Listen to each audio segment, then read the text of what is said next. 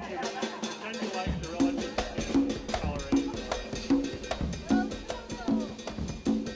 Okay, I'm going to start taking it. I have just filed as a candidate for a seat on the Asheville City Council.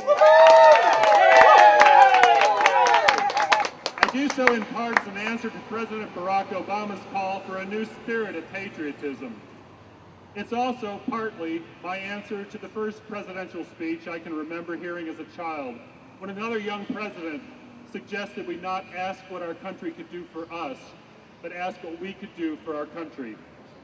The patriotism I embrace is that of concern for the people of my country and my state and my community. To that end, I echo Obama's call for volunteerism, donating volunteer hours myself and encouraging others to join hands and hearts to lift up our community.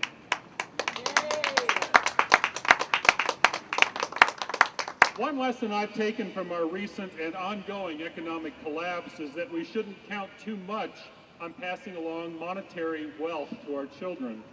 We've seen how suddenly dollar wealth can disappear due to forces beyond our control. The important things we can create for our heirs are cultural and institutional.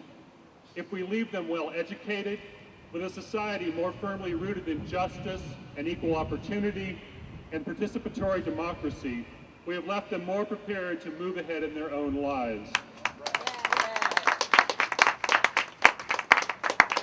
If we leave them an infrastructure that enables conservation of resources with cleaner air and reliable sources of water and food, we've handed them important tools for self-reliance.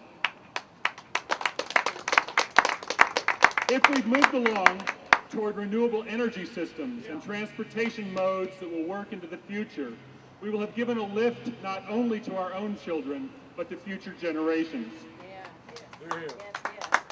In Asheville, if we leave our heirs a city as beautiful as the city we have come to love, we will have left them both a beautiful place to live their own lives and a place that will continue to attract others who patronize our businesses and bring new businesses into our midst. Those who purchase our arts and crafts and tune into our music, who enrich our lives with their own stories and take home memories to share with others.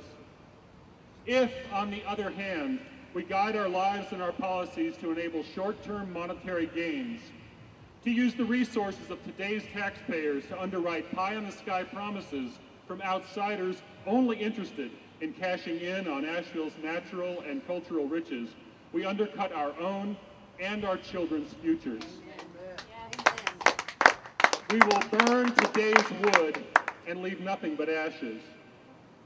I am convinced public policy should encourage conservation through utility rate incentives and by using public borrowing to help retrofit existing homes and businesses. I am convinced public policy should protect current taxpayers rather than play the game called increasing the tax base, which has resulted in increased taxes for today's Asheville residents and hundreds of others in communities across the country. I feel sure that a healthy, interdependent, locally focused economy can benefit the people who live here now with increased job opportunities, particularly green jobs, and resulting in a community with higher real security in terms of food, water, and energy. And I've come to understand that the world is facing some very challenging times as we pass peak oil production and begin to address the most urgent crisis in our species' history, global climate change. The next decade will be critical in determining whether we make a smooth transition to sustainability or leave our children to ride an unpredictable roller coaster of economic upheaval and environmental disarray. Global warming is actually a local problem everywhere. It will have to be addressed city by city and business by business and home by home. It's a challenge we can only solve here, and it's a challenge we must solve here now. If we succeed, we will surely be remembered in our turn as the greatest generation and be ready to hand off that mantle in turn to the next. This weekend I celebrated the 4th of July like many of you, with friends and families, reenacting traditions that go back many years. In our case, we went whitewater rafting and canoeing on the French Broad River, and went camping up in Hot Springs. We shared sweet corn and watermelon and hot dogs while we sat around a campfire and stayed up late to see fireworks, and the kids were playing with those old-fashioned sparklers. As happens so often when I'm camping, I thought about something my father taught me when I was a Boy Scout. He said, "Cecil, when you leave a campsite, you should always leave it cleaner than you found it. Better for the next person that comes that way." That's a rule I have always tried to follow, whether I camp, where I work, and where I live. I even try to leave a few sticks of firewood behind for the next camper. Of course, when you're in a public campground, the sites are often well used. The fire pit is a permanent structure, and there are remnants left by many other campers. But out in the wilderness, I've always practiced what they call no trace camping. That's where you leave a campsite in the pristine condition you found it, so no one coming after knows you were there. If some thoughtless previous visitor has messed it up, you pick up that stuff too. In other words, you keep it real for the next person to come along.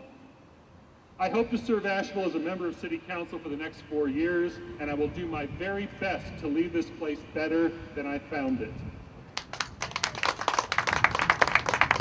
I will do my best to keep this place real. Thank you very much.